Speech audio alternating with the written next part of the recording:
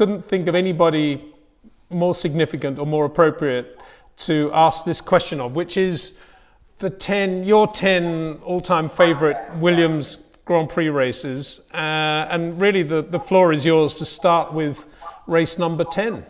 Closer to the top I got, the easier it became, but sort of getting those bubble of races that are just, a little bit like who gets into Q3 and who doesn't. It was a little bit that bubble in terms of which races got left out, because it's been 40 years of generally great privilege and great moments to recall in this way. So it was a little bit tough, but it starts at a very famous race, and a race at which you'll be highly familiar with. You were hands-on leading as their team manager.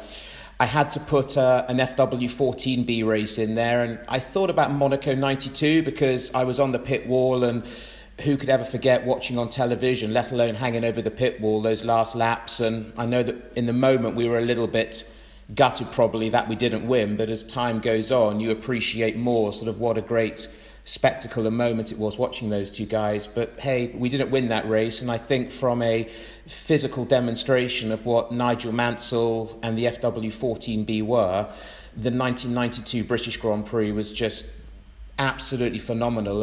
I sort of match it to a story that you and I share a little bit. Our friend Nigel Roebuck reminiscing over Pedro Rodriguez's great victory in the wet at Brands Hatch in the 917. And Nigel recalling, or his recollection of being there as a kid, and he said there wasn't really a race. You were just watching one man, one car.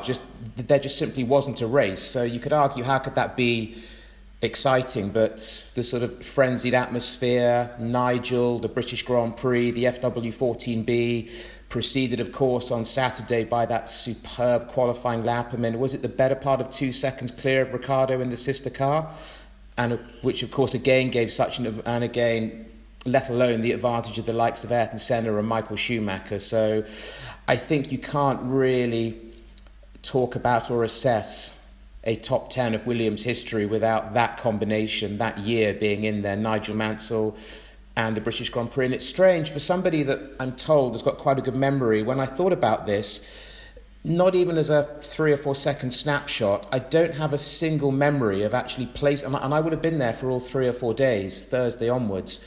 And I don't actually have a mental memory logged, even a snapshot, which is very strange to me, because I have those going back to the late 1970s as a child, those little photo frames in your mind. But it was odd for me when I was putting this together, and I thought, well, I know so much about that race. It's the car that we have in our museum to represent that year, Chassis 11, Nigel's race car from that day. But I can't actually physically see myself there, but I know I was completely there. So it was a little bit of an oddity.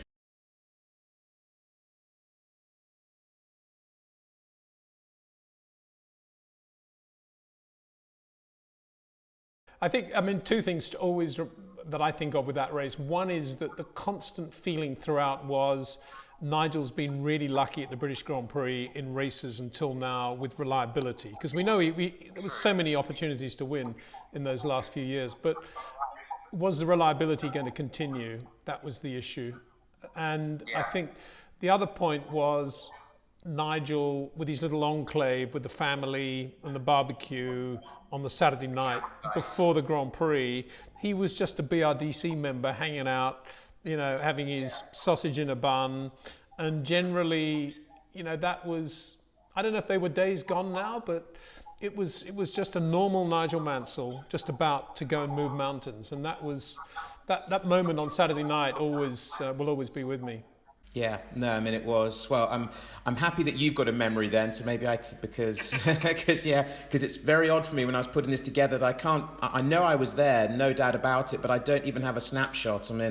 Perhaps so much going on. Those British Grand Prix in the Mansell era for Williams were just so frenzied and intense for a number of reasons, which was a huge privilege and grateful for sort of the support that we got because of who we were and what we were doing. But it's odd to me that I don't have a single 2 or 3 second snapshot in my mind, even of that weekend. It's odd, but still a great one. So very much on the list. You have to have a Nigel Mansell FW14B moment in any sort of context of top 10 Williams moments. Mine, the company's, Dad's, my brother's, anyone, for example.